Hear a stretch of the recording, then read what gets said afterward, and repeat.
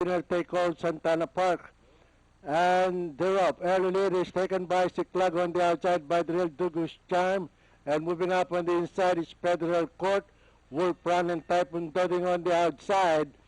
And nearing the far turn, Siklag by a length and a half, followed by Dugus Charm, Federal Court. Running in third by the rail. And on the outside is Wolf Run. Rounding the far turn, it is still Siklag by 2.5 lengths, followed by Dugus Charm, Wolf Run on the outside, Federal Court. Running in fourth by the rail, Matikas moving up on the inside in Typhoon Dotting.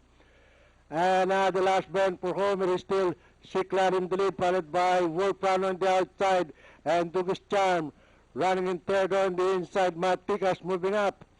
The top restress, Wolf Run on the outside, Siklag moving up by the rail is Matikas, and Dugus Charm on the farther outside.